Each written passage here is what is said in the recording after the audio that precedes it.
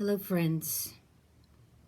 We've been through several pandemics in our lifetime, and one that was particularly important was the one of the HIV/AIDS epidemic.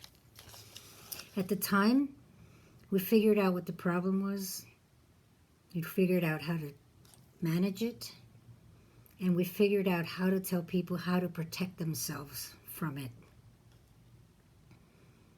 It's the same situation now, except that the novel coronavirus is much more contagious than the HIV was at the time, and still is. And we're tired. We are so tired of being in quarantine. I get that. We're tired of being at home. We're tired of not seeing our family or our friends. And I get that. I used to tell you, stay home, stay safe, and stay tuned. And at the time, that was important.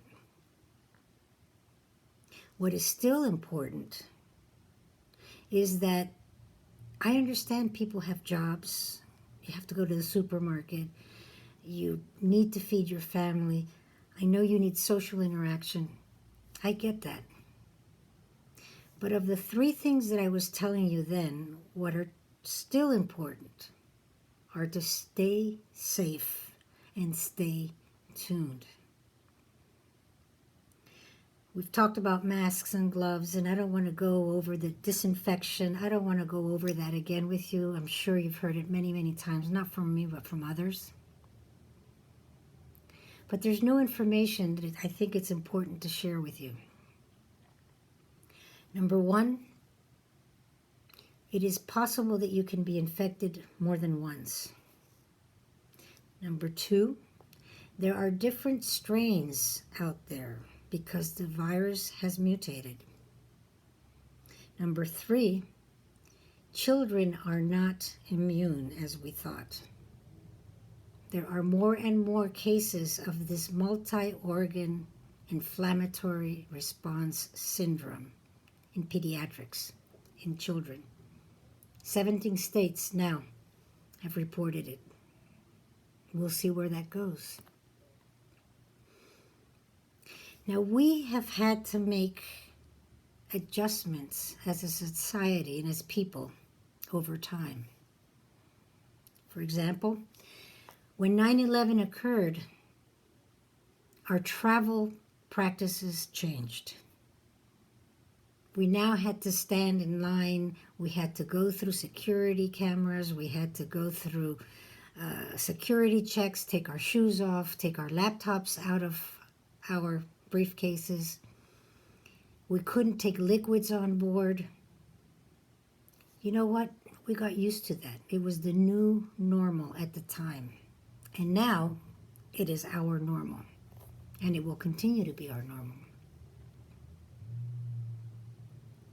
Perhaps it is now the new normal to wear masks in public, to take extra precautions so that we can take care of protecting ourselves and protecting others until we fully understand this virus.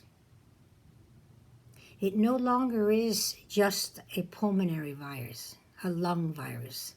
It's become a brain virus, a heart virus, a kidney virus.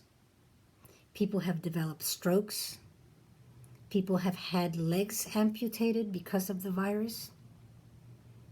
We don't know everything about this virus, and until we do, even if we have antibodies, we're not even sure those antibodies are protective. We don't know if those antibodies are what are called neutralizing antibodies, because this virus is different than anything we've seen before. So it is possible that our new norm for now is going to be protecting ourselves and protecting others. We're keeping an eye on the southern hemisphere Because what happens as they enter their winter, and I've said this before, is going to parallel what's going to happen in the next winter for us. In the world where we travel so much, in the world where we go from the north to the south, from the east to the west, from Asia to Europe, from Australia to New Zealand to the United States to Canada, Africa, we have to take care of ourselves in order to contain this virus as much as possible until we understand, like we did with HIV, what it is, how to manage it, and how to protect ourselves from it. So please, please, stay safe and stay tuned. Thank you.